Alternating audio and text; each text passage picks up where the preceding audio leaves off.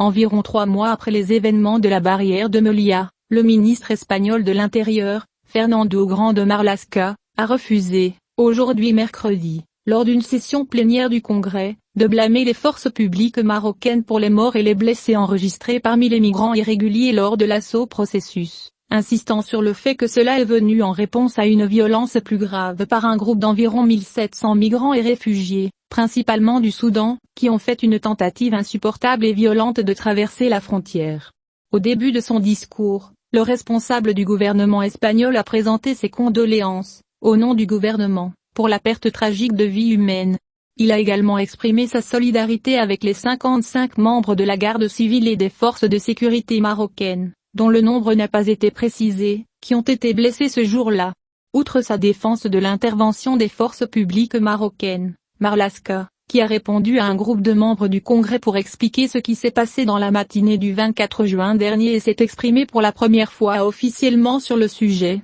a défendu le travail effectué par des agents espagnols utilisant, de manière opportune et proportionnée, pour le matériel anti-émeute. Un État démocratique ne peut en aucun cas accepter que ses frontières et les agents qui les gardent et les protègent soient attaqués par des jets de pierre, de bâtons, voire de matériaux incendiaires artisanaux, par 1700 personnes, a déclaré Marlaska. Le ministre a rappelé quelques détails de la coordination maroco-espagnole pour repousser l'intrusion de migrants irréguliers au cours de la même journée, notant que vers 5 heures du matin, les forces de sécurité marocaines ont informé plusieurs patrouilles de la garde civile qu'un groupe très important était se déplaçant à une certaine distance en direction de la zone clôturée, avant qu'il le système d'alerte précoce de la garde civile annonce un large déploiement de véhicules de la police marocaine se déroulant à proximité de la zone fermée, et c'était peu de temps après que le centre des opérations de commandement de Melilla a découvert qu'il y avait environ 1700 personnes près de la clôture. Marlaska a déclaré que ce groupe de 1700 personnes portait des armes et des bâtons et se dirigeait vers la clôture dans le quartier de Barrio Chino, soulignant que les forces publiques marocaines ont tenté d'empêcher les migrants d'atteindre la clôture,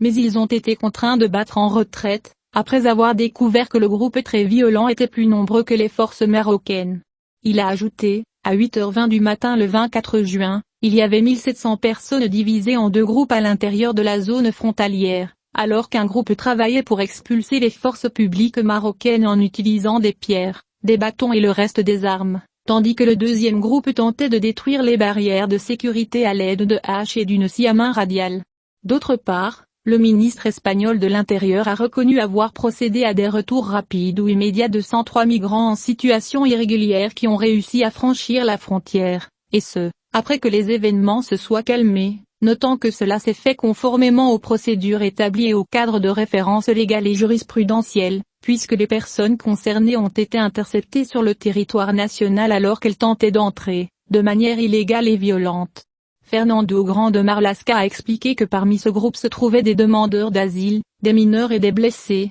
qui se trouvaient déjà sur le sol espagnol lorsqu'ils ont été expulsés par la garde civile ou par des agents marocains autorisés à entrer sur le territoire espagnol, selon ses termes.